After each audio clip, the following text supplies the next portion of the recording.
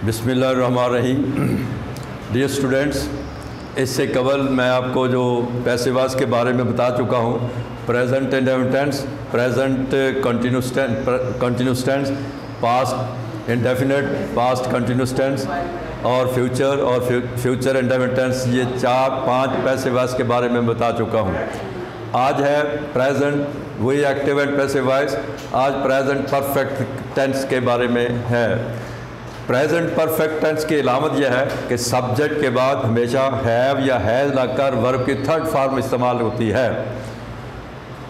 वक्ती तौर पर आपको यही इसकी अलामत बता सकता हूँ। इन डिटेल जब कभी स्कूल खुलेंगे तो बता दूँगा क्या होता है वो। तो सब्जेक्ट के बाद हमेशा वर्ब, हेल्पिंग वर्ब जो है हैज़ या हैव लगाकर वर्ब की थर्ड फॉर्म इस्तेमाल हो तो आप समझेंगे कि ये प्रेजेंट परफेक्ट टेंस है। अब देखना ये कि इसका आपने पैसिव वॉइस कैसे बनाना है। ये उन 5 तरीक़ों से ये आसान है और इसलिए अभी बताता हूँ कैसे। अब इसमें आपने हस्बे मामूल देखना है कि इसमें ऑब्जेक्ट कौन सा है। ऑब्जेक्ट जो है वो माई ड्यूटी है। इसको जब सब्जेक्ट बनाएंगे तो माई ड्यूटी ही रहेगा।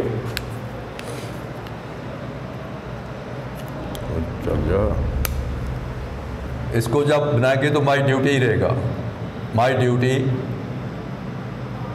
आगे अगर जो सब्जेक्ट है वो आई वी यू दे है, दे हो तो हैव लगेगा, वरना थर्ड पर्सन में आप हैज़ लगाएंगे। माई ड्यूटी हैज़ और सिर्फ बिन का इजाफा करोगे। इसमें सिर्फ ये है कि सब्जेक्ट के बाद हैव या हैज़ लगाकर बिन का इजाफा करना है आपने। सिर्फ इसमें आपको यही आएगा। माई ड्यूटी हैज़ बिन और वर्ब की थर्ड फॉर्म पहले ही थर्ड फॉर्म लगी हुई है। यहाँ आपको कोई तकलीफ नहीं होगी कि इसकी थर्ड फॉर्म क्या है, ये पहले ही थर्ड फॉर्म बनी हुई है तो यही लगा देंगे। My duty has been done. आगे उसी तरीके से बाई, इसका ऑब्जेक्ट बनेगा मी। इसी तरह ये था प्रेजेंट परफेक्ट के इसका कि पॉजिटिव। अब अगर इसको आप नेगेटिव में तब्दील करें तो फिर हो जाएगा I have not done my duty. तो इसका फिर आप उसी तरीके से बनाएंगे। क्योंकि अब मैंने स्पेस कम छोड़ी है इसलिए आपको सिंगल ही बता रहा हूँ। इसके बाद यह है you have respected your teacher. इसमें जो ऑब्जेक्ट है वो योर टीचर्स है। योर टीचर्स ही रहेगा। Your teachers. अब जो कि ये योर टीचर ये जमा का सीगा बन चुका है, प्लूरल फॉर्म बन चुकी है। अब हेल्पिंग वर्ब हैव आएगा और बिन का इजाफा करोगे। योर टीचर हैव बिन और रिस्पेक्टेड पहले थर्ड फॉर्म लगी हुई है। रिस्पेक्टेड बाई यू का ऑब्जेक्ट भी यू ही बनता है तो ये बनेगा your teachers have been respected by you. इस तरह ये है she has recited many versus. Versus का मानी होता है आयात। वर्सेज मैंने आयात भी होता है, वर्सेज का मानी अशार भी होता है, शेर की जमा अशार। तो इसका जो ऑब्जेक्ट है वो मैनी वर्सेज है, यही आएगा। मैनी वर्सेज हैव और बिन का इजाफा करोगे। रिसाइटेड थर्ड फॉर्म वैसे लगी हुई है, रिसाइटेड ही आएगा। बाई शी का ऑब्जेक्ट बनेगा हर। अब इस तरह आगे चलिए। We have decorated our rooms. Decorate का मानी होता है आराइश करना, खूबसूरत बनाना। तो इसमें ऑब्जेक्ट जो है वो आवर रूम्स है तो आवर रूम्स ही रहेगा।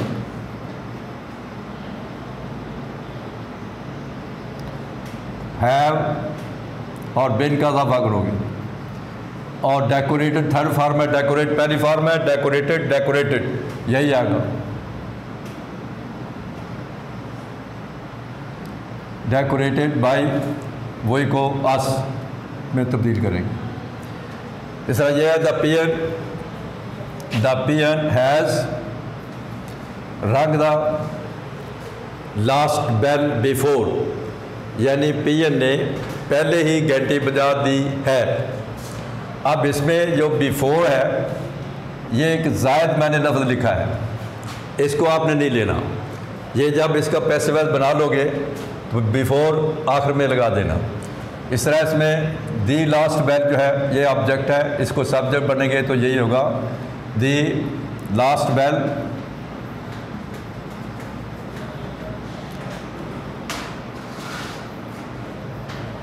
दी last bell has been ring rang, और थर्ड फॉर्म यही है रैंग रंग बाय द पियन, और बिफोर इसको आखिर में लगा दें। इसी तरह the car has run over, has run over, run होता है। The car has run over a child, एक कार ने एक बच्चे को कुचल दिया है। रन ओवर का मानी होता है कुचल देना, तो हैज़ अब इसको ऑब्जेक्ट बनेगा ए चाइल्ड।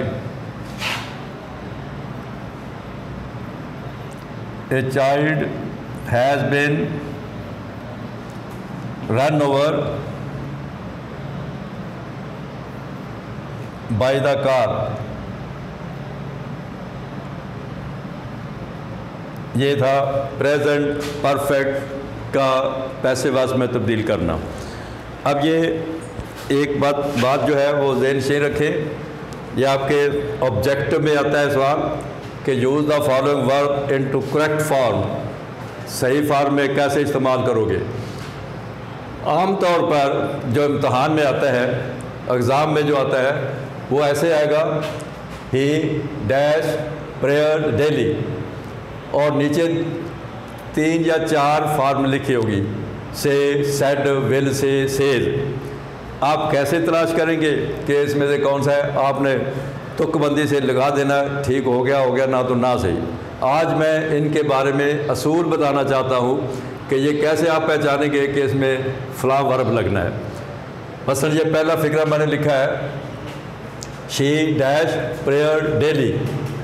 अगर फ़िक्रे के आखिर में ये लफ्ज़ डेली या एवरीडे ये 2 लफ्ज़ आ जाते हैं तो आपने दिए वर्ब के फर्स्ट प्रेजेंट इंडेफिनिट टेंस में ही शो करना है। प्रेजेंट इंडेफिनिट टेंस बनता है सब्जेक्ट के बाद वर्ब की पहली फॉर्म लगाकर।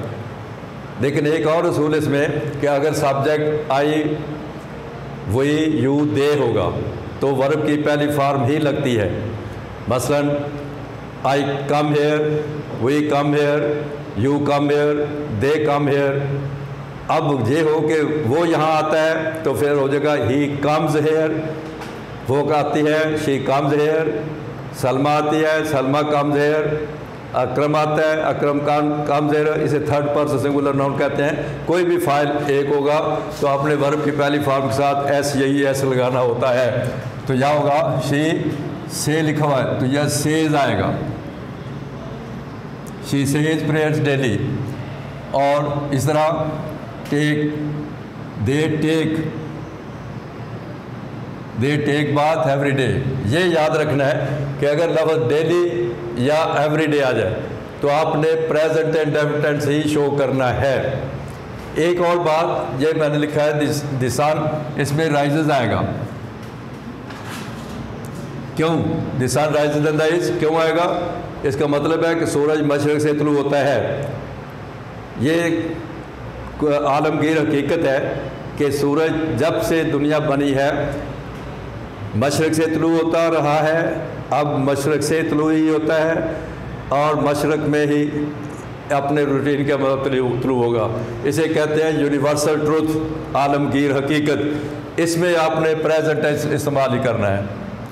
मसलन पत्ते सब्ज़ हैं, the leaves are green, the leaves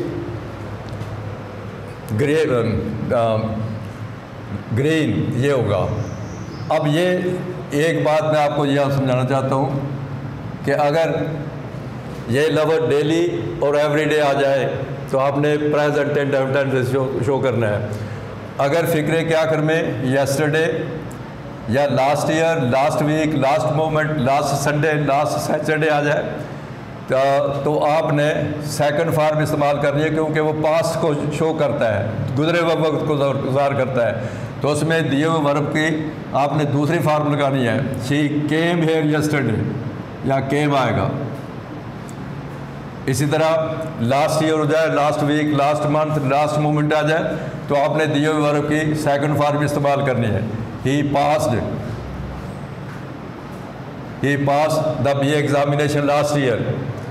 अब ये एक फ़िक्रा अजीब सा है, कायदे आज़म आगे वर्क है, वेरी हार्ड, कायदे आज़म बहुत मेहनत करते हैं, होगा या करते थे होगा, ये करते हैं नहीं होगा, क्योंकि वो तो यहाँ इस दुनिया में नहीं है, वो गुजर चुके हैं, इसलिए यहाँ पे पास्ट इंडेफिनिट टेंस ही शो करोगे।